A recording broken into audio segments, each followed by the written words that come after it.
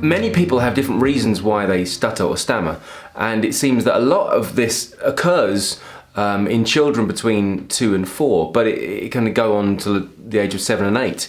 And even though for many people it stops at those ages, it can even start later in life and could be caused by a stroke. It could be something to do with the brain, it could be something to do with confidence, it could be something that you've learned or just a habit you've picked up. And whatever your reason for coming to this video and whatever your reason for wanting to stop it, I guess it's because it's hindering somehow the way you're coming across and how you're able to deliver speech. And so if you find it's getting in your way, I've got 3 things that you can consider at least that may assist you in getting over it. Now, I had a friend who was an actor. He was actually an acting coach of mine, and he had a bit of a stutter where sometimes he'd hold notes for a period of time, or sometimes he'd stammer and keep starting again.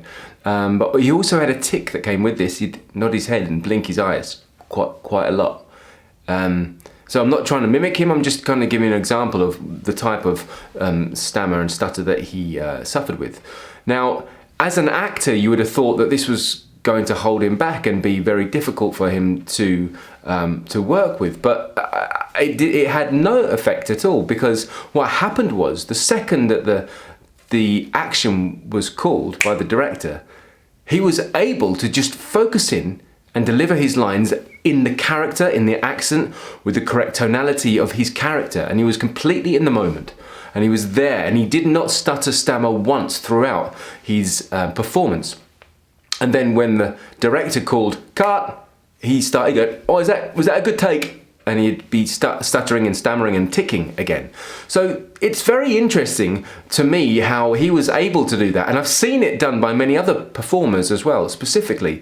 And so as a performer myself, I was wondering if I could offer you some insights that you may not have come across before that might help, and which come from acting techniques that you might be able to utilize in order to stop stammering and stuttering yourself. I really hope this is useful to you. But first of all, I do recognize that a lot of stammering and stuttering, because of the nature of it causing some tension in the speaker, because it seems that there's an insecurity surrounding knowing that you have this and then feeling fear towards going ahead and actually speaking, because you know it might happen and you feel self-conscious.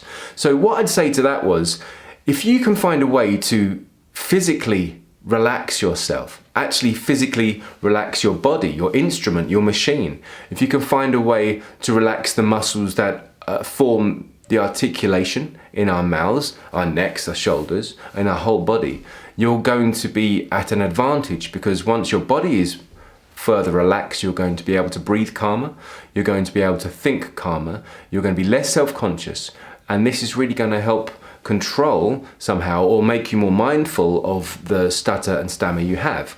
So how can we make ourselves more relaxed? So literally, the quickest way you could do this would be to go for a massage, but not everyone can afford that, and you can't just do that every day. So it might be an idea that you could learn ways of relaxing yourself. So a really great way that you can learn to relax in the moment or just before you speak would be to control first your breathing.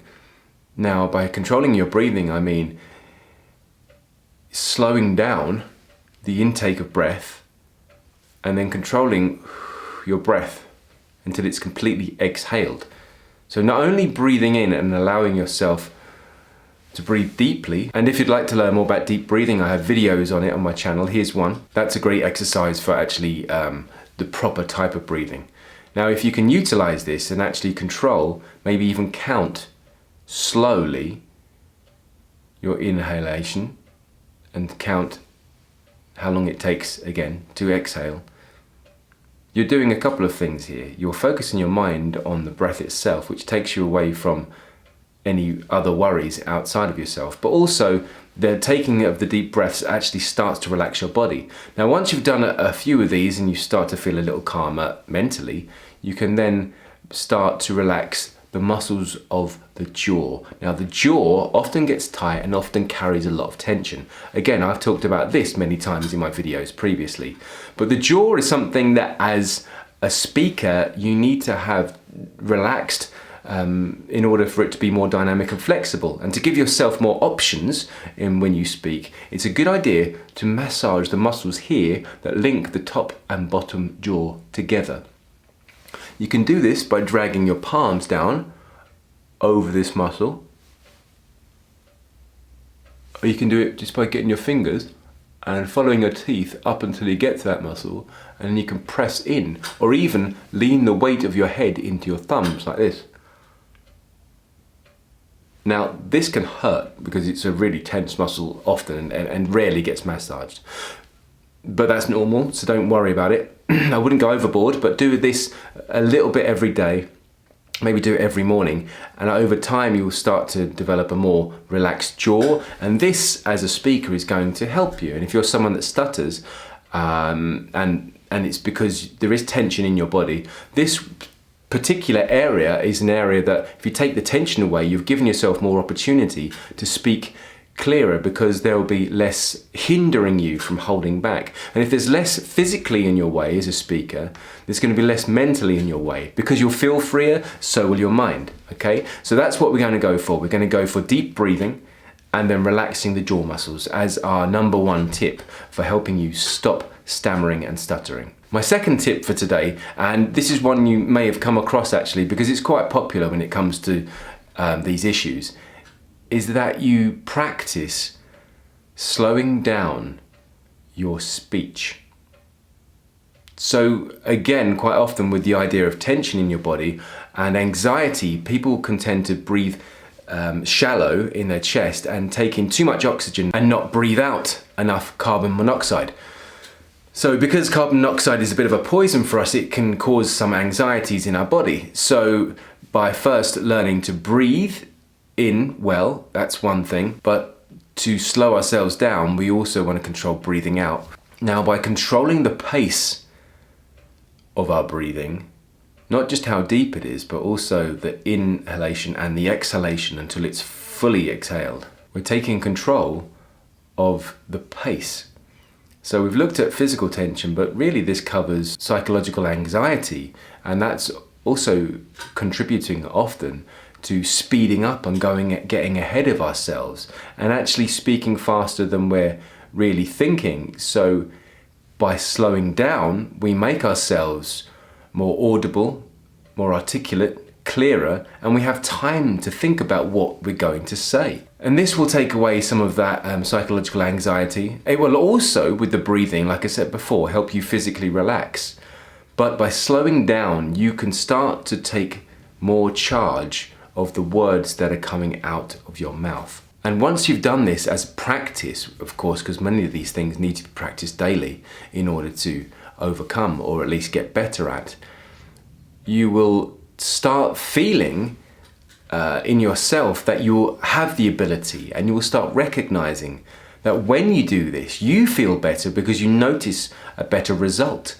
And over time, that's going to just become part of you, and you will just be someone who speaks slower and clearer.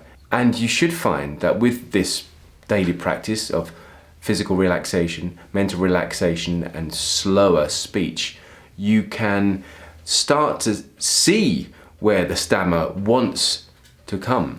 And if the stutter appears at certain letters or consonants or vowels as you speak, you can recognize that. You can mark it and know when that's coming, because once you slowed it down as an exercise, you will be much more fully aware of what's going on. So tip number 3, and this is the actor's tip really, and it's to try to focus your attention away from yourself. We call this actioning, and it originates from a Russian theatre practitioner named of Konstantin Stanislavski, who was alive 100 or so years ago, and he worked a lot with Anton Chekhov, who's a famous playwright. But the idea of actioning was to give actors the tools in order to put a verb behind what they're saying. So rather than worrying too much about remembering lines or what you have to say, or getting it right, or having a stutter or a stammer, what you can do instead is try and take a verb that's a doing thing from the dictionary, whatever it is,